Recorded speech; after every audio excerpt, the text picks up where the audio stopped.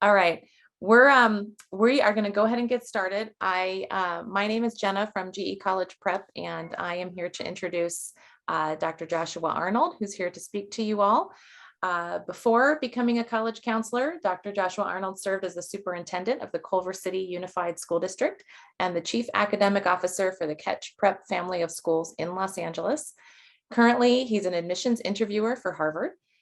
He leverages this experience with the application process to maximize access to the top 20 universities for the students that he advises. And we are thrilled to be partnering with the Palisades High School and helping provide this information for everyone. I'm going to turn it over. If any questions come up along the way, you're welcome to enter them in the Q&A box, and I'll be monitoring along the way.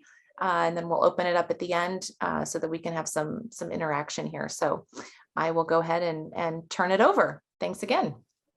Thank you so much, Jenna. And thank you to those of you that are joining us this evening. Really happy to have you here and be a part of this particular session, which I hope is as engaging as it can be, given kind of the format that we're in, as we kind of talk about authenticity and what it means to be candid for a college applicant applying to any school, anywhere in America, not only this year, but in the years ahead, class of 22, 23, 24. Again, my name is Josh Arnold, and on behalf of Great Expectations College Prep and the Pali College Center, we are really, really happy to have all of you here today.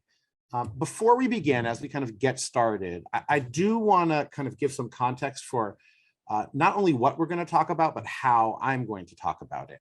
And I think it's important that for the purposes of this format, you know that I'm going to be doing quite a bit of talking, and I apologize in advance.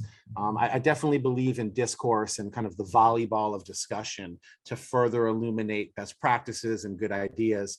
And for the way that these webinars are, sometimes it's valuable for the purposes of efficiency to kind of present material, have people save or hold on to their questions, and then engage in that robust discussion afterwards.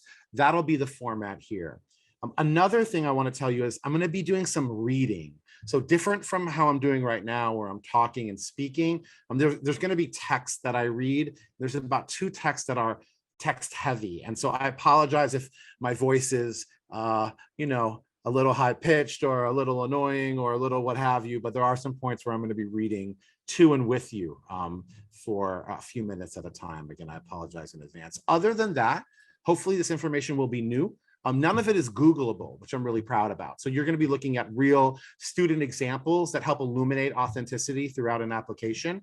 And again, I'm really excited to bring this to you and to hear what you think about it at the end, and to kind of answer your questions as hopefully, we construct an argument about why it's valuable to be honest and truthful on an application versus telling a college what you think they want to hear. So here we go. Today, for the purposes of application, we're going to use the Common App as a framework to discuss authentic applications. By no means is the Common App the only way, or will these strategies only work on the Common App framework. But for the purposes of kind of communicating, we'll use the setup and structures of Common App that you can then layer onto your UC application process or coalition application process or any proprietary process that a college may have. University of Chicago used to have the Uncommon App and things like that. And first and foremost, especially to the parents, not so much to the students, different from when you and I applied to school 20 years ago or more, the way that colleges consider a student application in 2021 is quite different than how it was for all of us. When we were applying, stats and data were super important.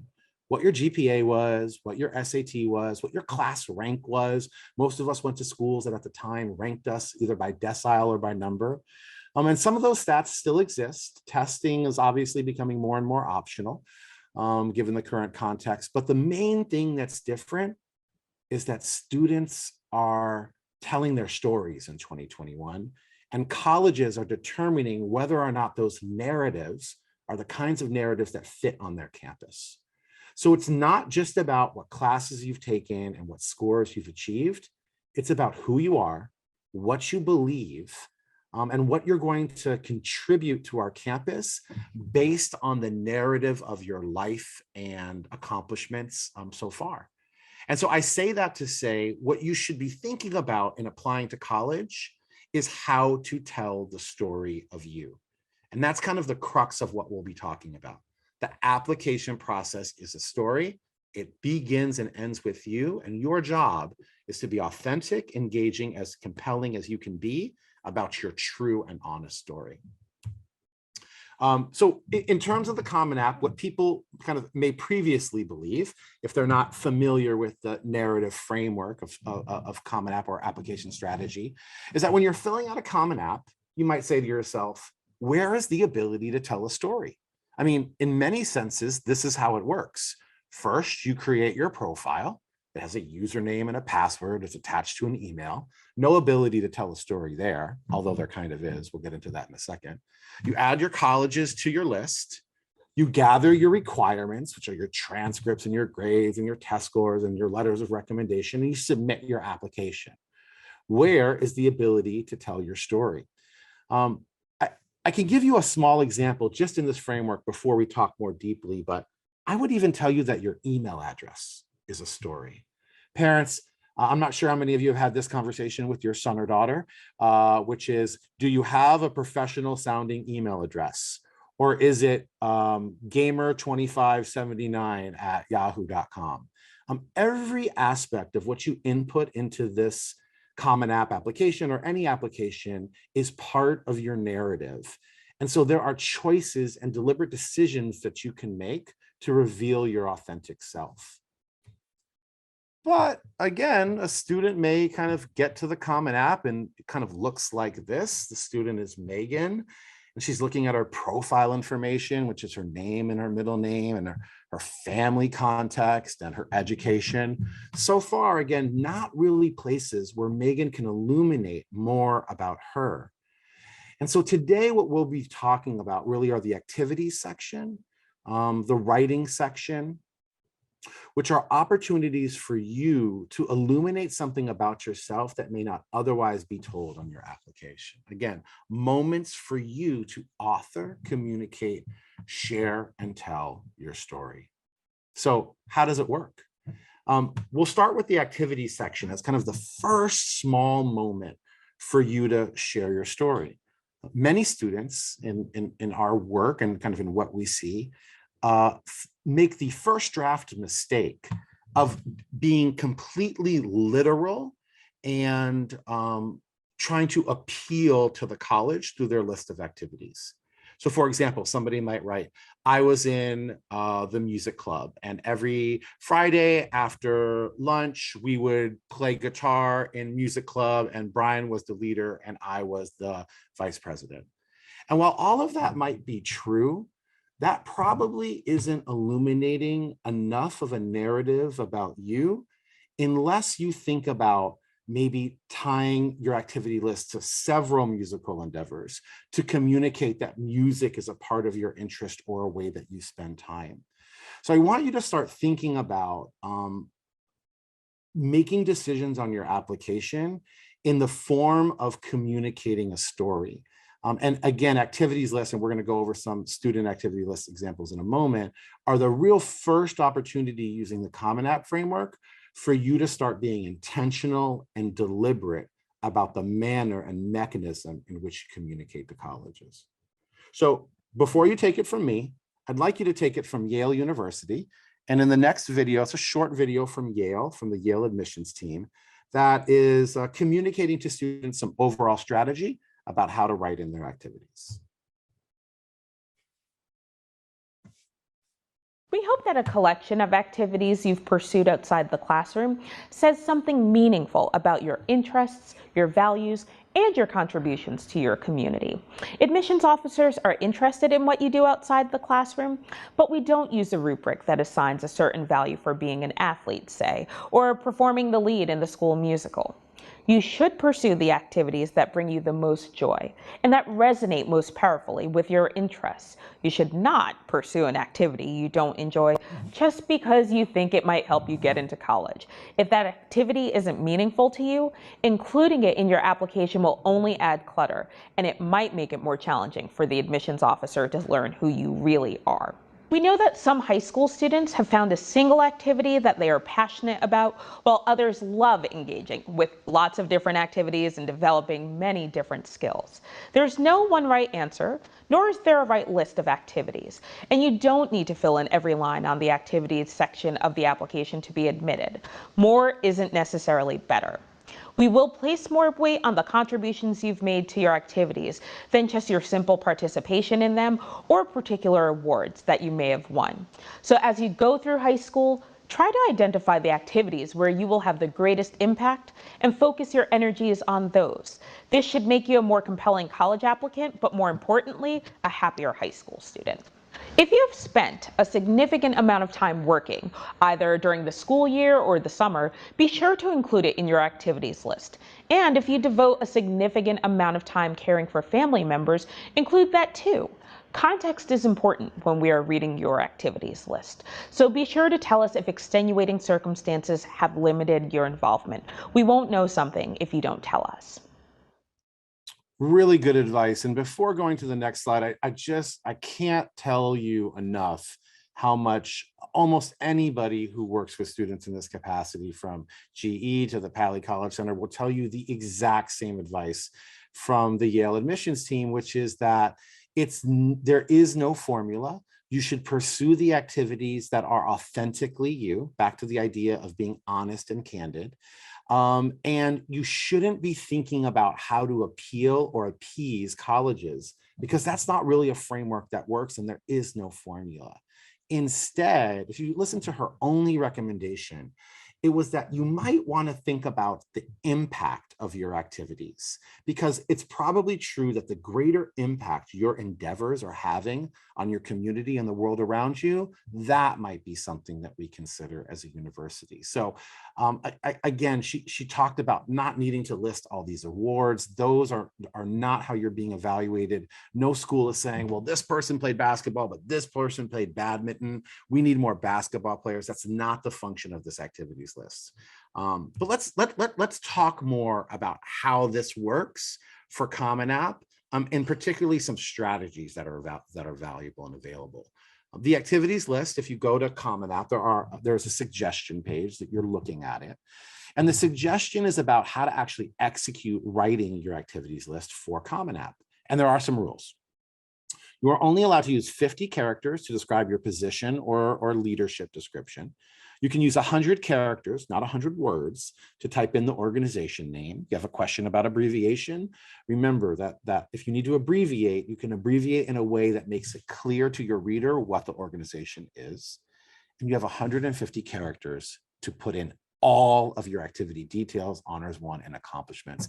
And so you might say to yourself, 150 characters, but I won the Presidential Freedom Award, and I won the best spelling student in 6th grade in the district, and I was also the this and the that. I can't put it all in one. That's the task.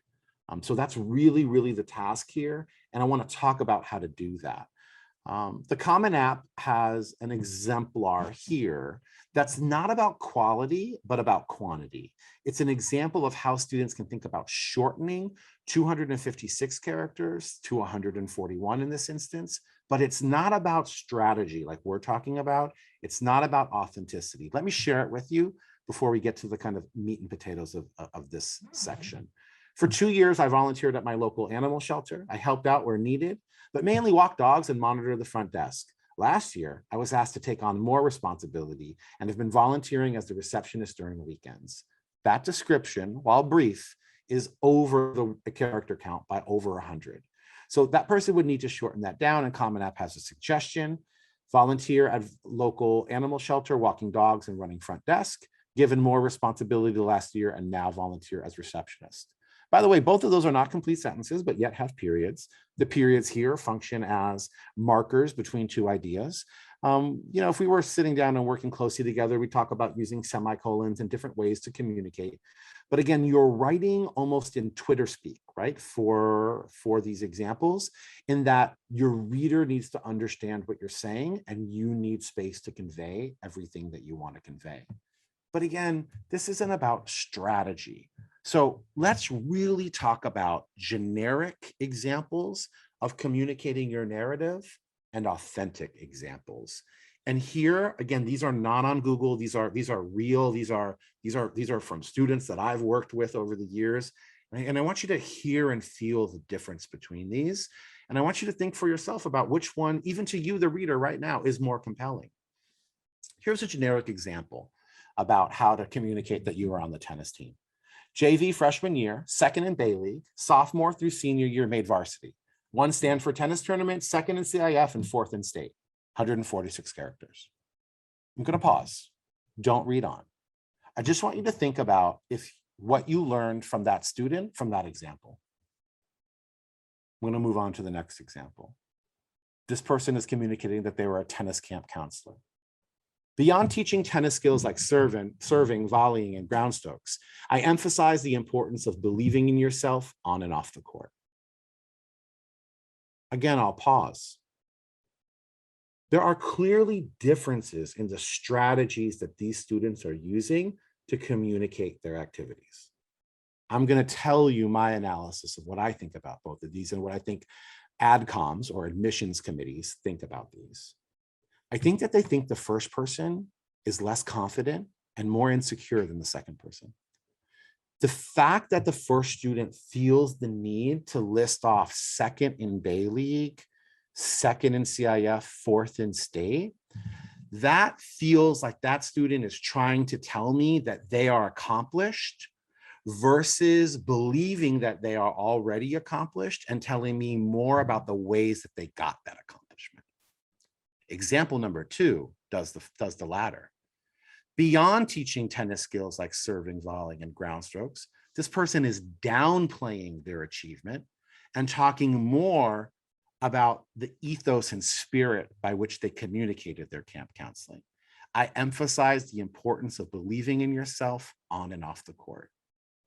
I really want you to think about these 2 different strategies and which ones colleges are really, really finding more about through the student in terms of the communication style. Again, number 1 seems like, at least to an ADCOM, that this person is trying to tell me what I want to hear, versus student 2 is telling me more honestly, more candidly about not just what they did, but the manner in which they did it and what they found important about it, all in 148 characters. I put example 3 there because not everybody is the kind of student that would write a number 3. This might be too authentic, or it might hit the sweet spot. That's part of taking risks on your college application. It's definitely different from number 1. But this girl was on volleyball club. She said, glue girl. As libero, by the way, that's capital on purpose, glue girl. As libero, I'm the thread that binds us. If you heard, hey girls, let's huddle during a match, you can bet I'm the one that said it. 147 characters. Again, this is really what we're going to talk about tonight as we look at these student examples, so you can understand what real kids are really submitting to top 20 schools and universities across the country and what it's communicating about the student.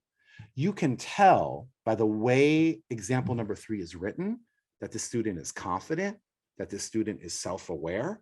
You know she played volleyball, but again, volleyball isn't what's going to get her into college. It's more about the way and manner in which she talks about that activity and what it means to her. Again, hopefully, again, if you want to screenshot this, we're going to create a video of this, obviously, and post it for all of you to download or view on your own time. But these examples, I think, are particularly helpful. And this is what we mean by authenticity. Oops. The essays in short. Before we get to it, the next piece that we're going to talk about is the college essay, but we're going to talk about it in 2 ways. We'll talk about the supplemental essays, which are the shorter essays that are school specific. We'll do that first. And then we'll talk about the big essay. Remember, this isn't really a college essay seminar, this particular one. This is about authenticity on the application. So if you feel like you want more college essay talk, we have seminars on those. And obviously the folks in the Pali College Center are more than happy and available to review content with you and strategies, as is GE. And we'll talk about a little bit about those options at the end. The essays and short answer questions in your application are your chance to speak directly to the admissions committee. This might seem a little intimidating, but it's a really special opportunity to reflect on who you are and where you're going at this important moment in your life. Take that opportunity to tell the admissions committee something they wouldn't know from other parts of the application. It's okay to write about an experience that many other students have had. The key is to share why that experience was meaningful to you. It's also okay to reflect on an experience or a conflict that isn't quite settled. You want your essay to show off how you think, and sometimes sharing a tough situation or an experience that left you conflicted can be very revealing. There's no formula for the successful college essay. The best pieces are thoughtful, reflective, and convey a student's own voice. Admissions officers don't grade essays, and we don't add or subtract points as we read. Instead, we see the essay as an opportunity to get a deeper and more nuanced view of a student's unique personality. So let your personality shine through, and don't let any preconceived notions about what you think an admissions officer wants to hear limit you in your expression. It's a good idea to ask someone who knows you very well to look over your essays before you send them off to colleges. Be sure those readers don't overwrite your own unique voice and insights with their suggestions. Overworked essays can lose their authenticity really quickly. Most importantly, be yourself. To every applicant, the essay is an opportunity, so do your best to make the most of that opportunity, recognizing that you will be your own best resource in the process. Sound advice. Again, if you want these on YouTube, they're available under admissions advice for the Yale Admissions Center at Yale University in New Haven, Connecticut. Just to kind of highlight real quickly what she was talking about, there is no perfect essay, there is no formula. Be yourself and be authentic. That's what we want to know, who you are, not what you did. We want to know who you are and what you believe. And so let's look at how we can communicate that. Again, we're going to start off with the short essays. This is an example of a supplemental question from this year's University of North Carolina undergraduate application. And you'll look at this. This is a fill in the blank question from UNC. This is a top 25 school in the country. You'll complete all 4 of the following fill in the blank responses in 25 words each. I love this question because you have to be so deliberate and so intentional. And the first one is, in 25 words, tell me one family tradition I cherish. And let's obviously go over the wrong answer. The wrong answer is for you to answer, one family tradition I cherish is every summer we swim in my grandmother's pool, and it's an opportunity for me to be with my extended family who I don't see otherwise. It's not that that is not a good answer, but it's not candid enough. It's not honest enough. It's true. The student might tell you it's true. That is literally what we do. But I think an admissions advisor would say, we're asking you to be more honest, more revealing about not only what you do, but how you think about your family tradition. All right. So let's look at what I think are some excellent examples on the next page. Supplemental questions, UNC Chapel Hill. Here we go. One family tradition I cherish, Bojangles, 8-piece chicken meal, biscuits, sweet iced tea, dirty rice, honey mustard, and barbecue, the staple of our annual trip down to South Carolina. I'll let that sit with you for a second for you to think about what it reveals about the author. Really, because the question isn't really asking you, what is the one singular family tradition that you cherish that you can communicate in 25 words or less? The question is, tell us more about you. We want to learn about you. And you can tell by how she constructed this. She thinks fondly of her family, annual family trips. She thinks not only about spending time with people, but the way that they break bread together and how that's becoming part of her annual memory. She's also communicating it in a way that shows some levity to the question and shows some personality. I particularly like her "this I believe" response. I hope you do too. This I believe. Every stuffed animal deserves a name. Would my mom throw away a ragged, faded bunny? Maybe, but she'd never do that to Princess La Mancha. again, hopefully somebody out there is chuckling. If you're chuckling, so is an admissions committee, right? You're bringing some warmth to the situation. They're appreciating you not having a heavy-handed, serious answer that nobody could provide in 25 words or less. You're being honest and authentic about the way you write and think.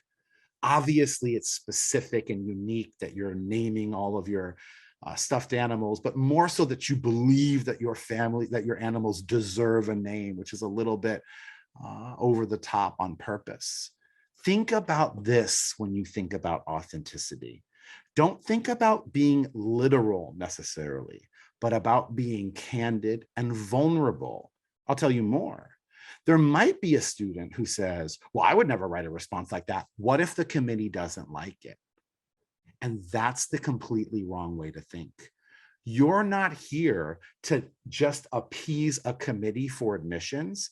If that's what you're trying to do, your admissions committee will see through that and understand that you're not being authentic. Your application is too safe. So it's not that you inherently want to take risks. It's that being authentic is risky, right? That's why relationships take time to manifest. Everybody at first is so guarded, but the more you know somebody, the more honest and candid you are because you trust that they won't judge you. That's what this is. People are looking for you to be authentic. Here's the last one that I have here. One protagonist I identify with, Forrest Gump. Blessed again and again by circumstance, but we remember him for the way he never stopped faithfully working hard, loving people, and running his race. This is a really good example, in part because the writer uses a reference that's popular enough without being cliche. We often tell students that there are some cliche, popular people to write about.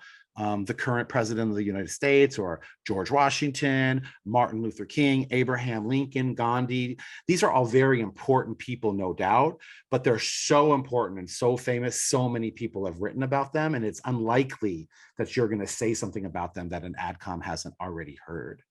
So you want to pick in these instances, like the questions about who's your hero.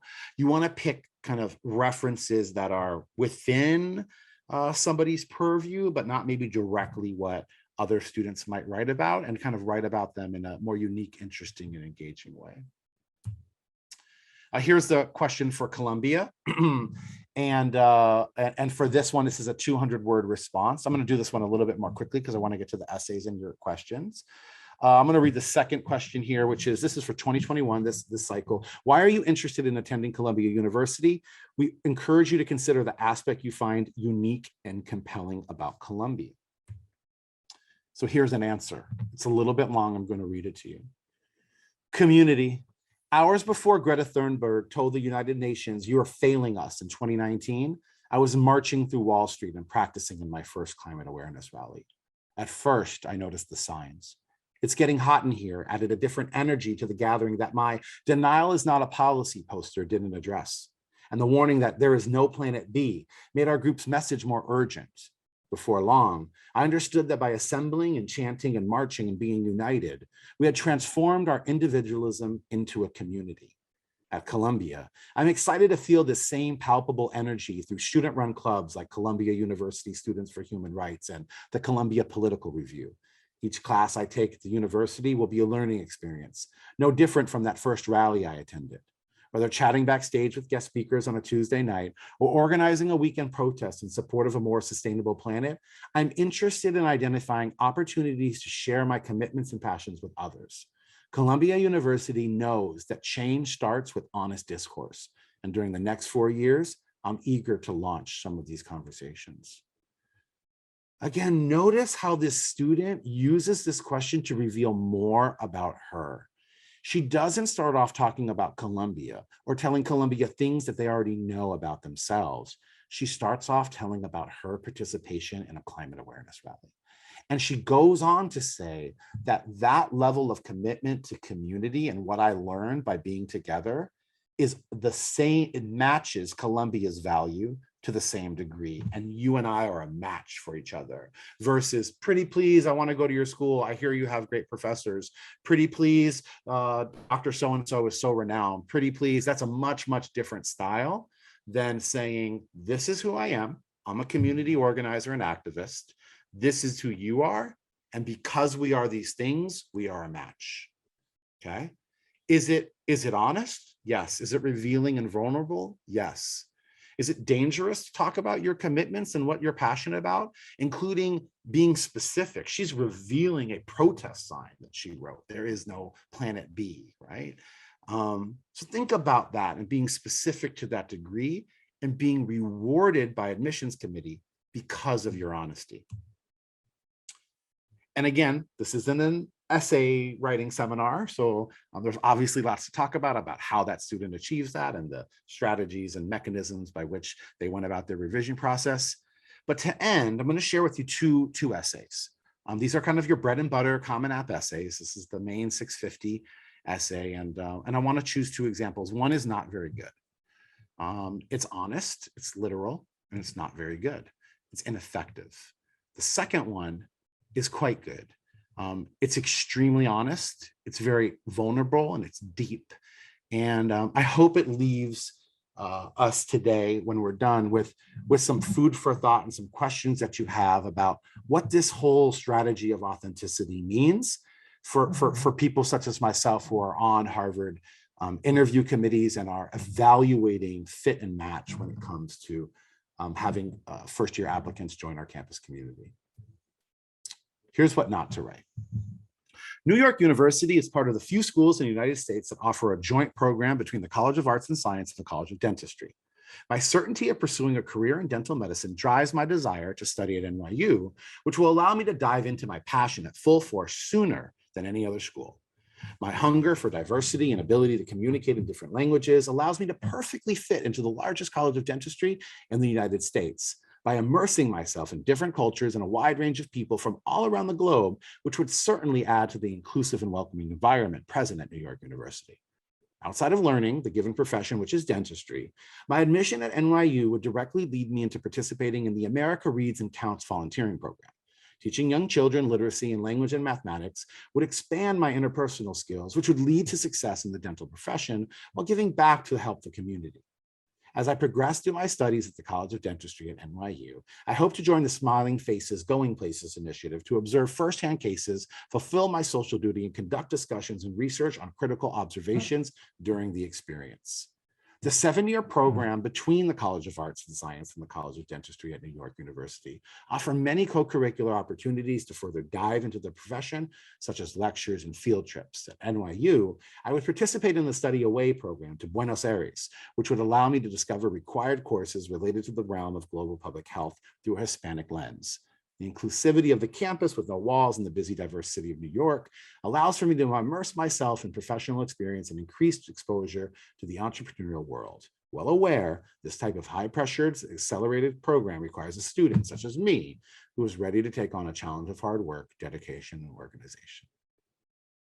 Again, this essay is honest, it is true, but it is impersonal. It is obvious that this would be why somebody would want to go to school. It is linear. I'm not so sure it's authentically revealing. I'm not so sure it tells us more about the student than we would know otherwise. And that's what authenticity is. It's being honest to the point where you can be evaluated and critiqued and stand up to that critique because that is who you are. And that is what you believe. Sounds risky, and it is. Because what you're doing is you're applying to schools and saying, this is who I am. And if you're looking for people with these qualities and these beliefs, then I'm a no-brainer for you. You're also saying to the university, this is who I am. And if this isn't a fit and a match for you, that's okay. Because I'm looking for a place that's a fit and a match for me. And by being authentic, I have a greater chance of finding that kind of marriage of where I want to live and pursue my academic studies, and you're looking for people like me who match your values and your culture. We'll end with the following essay, which I think is quite good. And again, It's not written in an overly complicated way. The writing isn't aloof or anything like that. It's achievable by students. It's deeply, deeply honest. And I hope you enjoy it.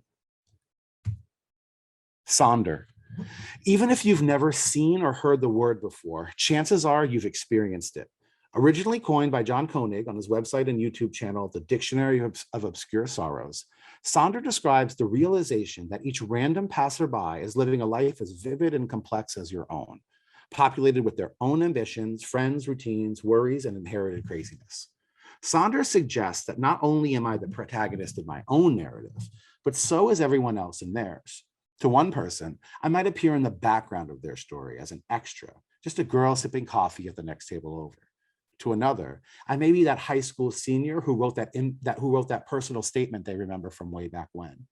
To even my closest friends and family, I am merely a supporting character, inhabiting a subplot in the grand scheme of their story. The truth is, we can find Sonder everywhere if we look. In Les Miserables, Bishop Muriel's brief, kindly intervention entirely alters the course of Jean Valjean's life. In Christianity, it's the Good Samaritan. In ethics, it's called altruism. I found it in Esther, a very quiet girl from a camp where I tutored refugee children in Baltimore. During our first interaction, a grammar lesson, I was determined to be the one to draw her out of her shell. I cracked jokes, I drew smiley faces, my charisma was cranked up to the max. She spoke a grand total of 0 words, and no wonder. I'd gotten lost in my own little story, hung up on my main character concerns and priorities. I had made our interaction all about me, and by doing so, I'd lost a valuable opportunity to truly connect with Esther. The next day, I walked her home. And this time, in a moment of Sonder, I realized it wasn't about me getting her to talk. It was about me listening to understand her, to truly see her as the protagonist of her story. I learned Esther only felt comfortable having a conversation if I held her hand, which I did. And I learned she adored school so much she dreamed of being a kindergarten teacher one day. As I watched her eyes glitter in the sunlight, I was acutely aware that my next words could either brighten or dim her vision for the future. I had chosen to act as an extra in Esther's story, and in that moment, I was overjoyed to be just that, a hand to hold, a voice of encouragement. Now that I saw her as the protagonist she really was, I found I could genuinely love and care for her. Her successes, fears, and hopes became my own, bit by bit. Many go to great lengths to ensure they remain the protagonists of their own lives. But Esther taught me that there is profound beauty in relinquishing the inherent comfort of being your own narrative's main character. Now, I actively embrace my role as an extra in the stories of others. Author Brennan Manning writes that in every encounter, we either give life or we drain it. There is no neutral exchange. In college, I'm thrilled by the prospect of giving life and being on a campus where my path will intersect with thousands of others. I'll have a unique place and opportunity to bring joy, hope, encouragement, and love to so many other beautiful, intricate lives. As a doctor, I'll do the same, understanding each person I care for as the protagonist of their adventure, recognizing the complexity of their journey and their pain. There are 7 billion Esthers on this earth, and I'm ready to play my part in every one of their stories. So I'll pause for a moment and just ask you to think about not what this student is writing about, Sonder being the supporting character, but ask yourself to think about what it reveals about what this person values and believes. It's extremely honest and authentic. It shares much more about what's going on the inside of a candidate than the NYU essay we read previously. They're both true, but this one is authentic and vulnerable and revealing. And it takes time to get here, but it also takes practice. And so with that, I just want to, again, communicate that there are moments throughout this application process for you to really think about the story that you're telling through the Common App or any framework that you pursue, UC, Coalition, et cetera. And that's what you want to do. You want to be intentional and deliberate and authentic about your story. It takes practice. And again, the people in the Pali College Center are more than happy to help and assist. And so are we. If you have any questions about how to achieve some of the things that we talked about here, or want some guidance, we have a wonderful staff at Great Expectations, and Jen, our founder, is available to answer your questions, talk more about how to achieve this. But hopefully tonight's seminar and webinar provide a little bit of a framework and some student examples to kind of get your mind turning. For those of you that are in grades 11, 10, 9 or below, just get you to thinking about what's actually being submitted so you can see it, and also thinking about being honest and not trying to get into your school, but trying to get into yourself and be authentic as possible through your application. And so I thank everybody for their time. More than happy to answer questions and participate in any discussion. And Jenna, if you want to kind of moderate and take it from there, I'd be more than happy to hear what people have to say. Great. Thank you so much, Josh. I am looking on here and I don't see any questions that have come in yet, but in case people are typing, we can give it a few seconds here. So please go ahead and type in the Q&A screen and we'll have Josh answer live for you. There's also information up on that screen there if you'd like to send in and communicate with us another way, but more than happy to participate in discussion. Just let us know.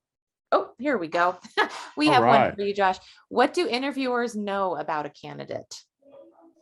So yeah, that's a really good question. So we get a student, depends on the protocol. It probably depends on the school. But most schools give a statistical printout of the student's kind of background context.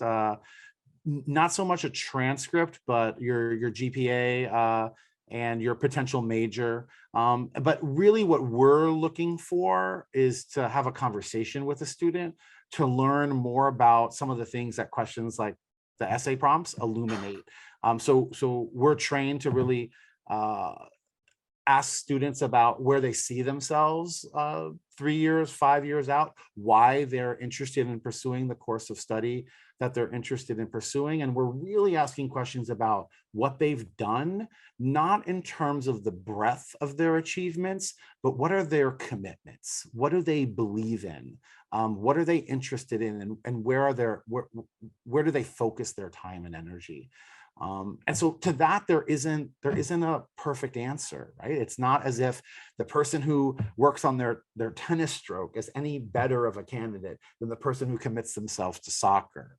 I will say that the person who is demonstrated a commitment to helping others does carry some weight in terms of what we value on a campus community. You can imagine that we're less interested in people that are pursuing academics because of quote unquote their passion for learning. That's not a very compelling reason to come to school. What is a compelling reason is to go to school so that you can give back to your community and so that you can build programs and services that benefit others. Think that would be the general kind of overall thing that you may be wanting to think about when you're considering your endeavors. But again, more than anything, you want to be honest, you want to be true, and you want to be compelled to communicate to somebody else what you believe and why you believe it.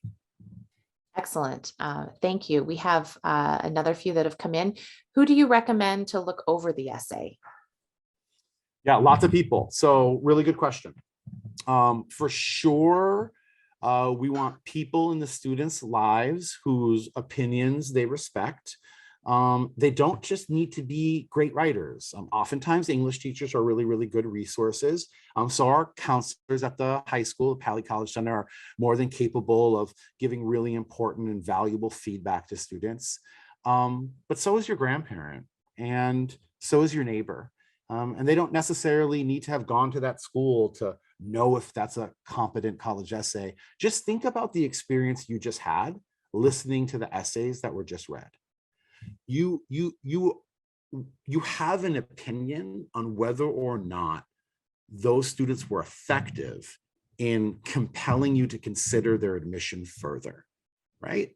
And that's what anybody who reads an essay can feel and understand. They may not be able to communicate it with the depth of those who may have more experience reading essays like these, but our general advice is to get as many eyes that you value on an essay as possible. And then here's the really hard part for students. You should listen to everyone's advice, but you may not want to take everyone's advice, because at the end of the day, it's your application and your story. You have to kind of weigh and consider everyone's advice. And usually lots of advice is good, but sometimes people make suggestions, as one of the Yale admissions officers talked about, that kind of overwrite your voice and narrative and aren't authentically you. So again, this really comes down to being authentic, and that's what you're trying to be. Thank you. And the next one, I think, seems to kind of piggyback on that a little bit. Jennifer's commenting, it seems like a college entrance essay is very different than 25 to 30 years ago. It's not simply about growing up, but being more creative is kind of the question in there, just to, I think, clarify and further point out that creative aspect of it, just like in that last story that you had read. That seems pretty accurate, correct? Yeah, it's just about, like, I would say that you just think about the author of the Sonder essay, that she didn't just whip that up in 2 hours, right? She spent time before she even wrote it, figuring out what she believes and what's important to her. And once she figured out that her core value is service above self, that's how she got there. You notice that service above self is not even in the essay. Instead, she found a mechanism, right? A device by which to communicate that she believes in serving. And how she got there was through the idea of Sonder, this really beautiful concept of, I'm not the main character. And I think the power of her example is how well thought out it is, right? It's executed well, but it's also a very, very good, deep, and profound, vulnerable idea. And when she just illuminates for only one sentence, and this is how I'll be a doctor, I'll make my patients the main character. It's almost like, as a reader, you say, well, I hope my doctor's doing that. I don't want a doctor who thinks they're the main character, right? When I see my physician, I want a doctor who believes in Sonder. I wouldn't say it's necessarily, I wouldn't use the word creative, but I would say that it's deep, it's reflective, it's thoughtful and personal. And so I think that yeah, it's not a straightforward, this is where I grew up, this is what I've done, and hopefully you're looking for somebody who's achieved all this. I think it's much, much different in 2021. Excellent. We have another one for you, Josh. Writing about anxiety during the pandemic and getting over the hurdle, does that work against a student? Is it possible?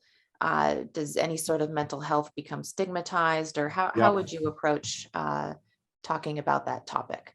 Really good question. Those are the right questions to ask. I'm going to give you a kind of an answer. The bottom line is it depends on kind of how you're contextualizing it.